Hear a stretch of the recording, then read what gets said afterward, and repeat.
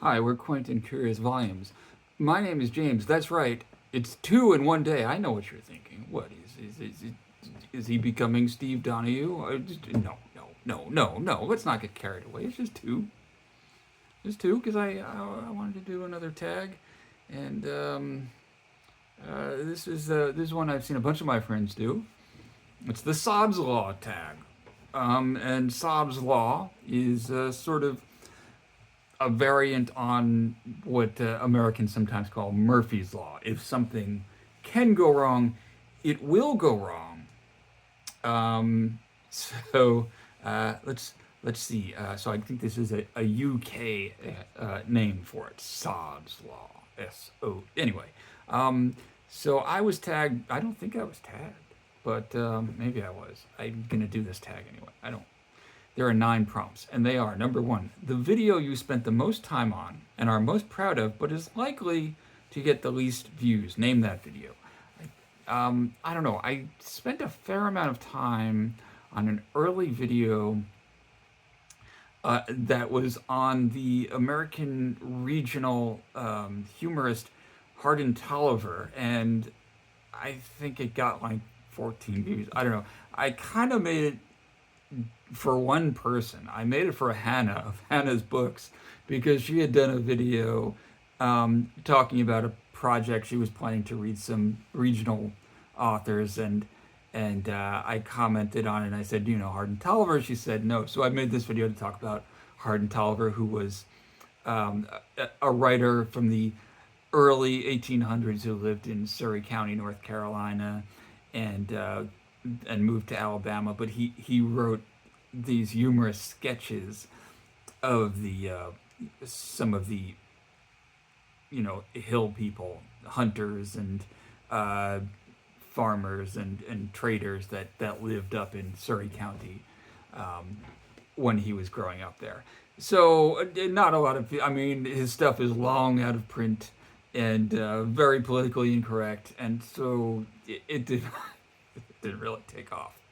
I also spent some time conceiving of a very,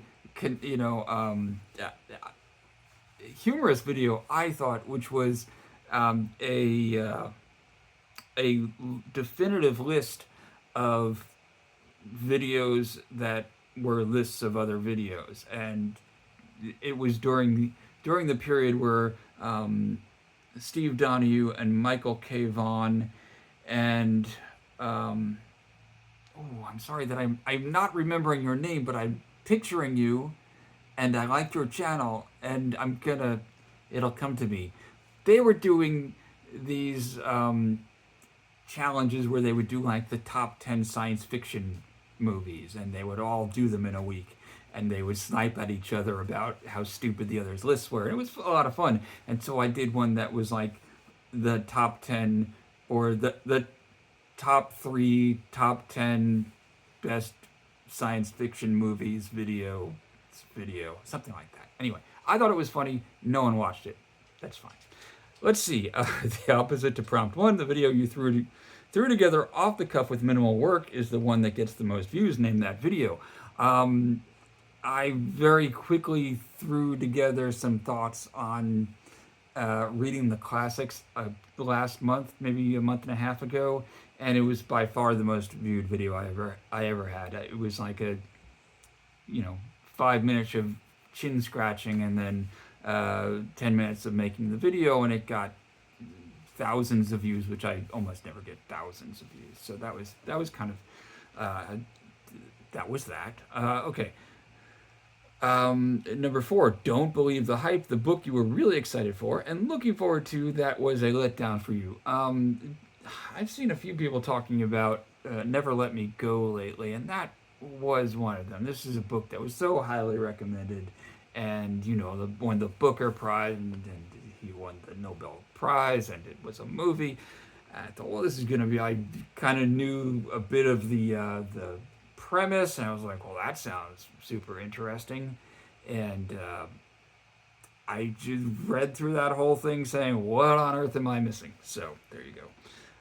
Never Let Me Go by Kazuo Ishiguro. Number 5, the book you're excited to read, but every time you try to read it, something happens and you end up reading something else instead. I don't think that there is a book that fits that for me. So I'm going to pass. Um, Number 6, a booktube event you keep meaning to participate in, but you never do. I think I participate in all the booktube events that I care to participate in. Yeah. Number 7, a book you've ended up with multiple copies of because you didn't think you had it. So I did end up with um, a couple of copies of The Sound and the Fury uh, because I'd forgotten that I had one. When I was in the planning stage of reading through all of Shakespeare, I was, going around to used bookstores and shopping online, trying to get affordable copies of Arden editions, and somehow I ended up with 3 copies of As You Like It. uh, I've windowed my collection down to just one, only one copy of As You Like It. That's all you need, I think.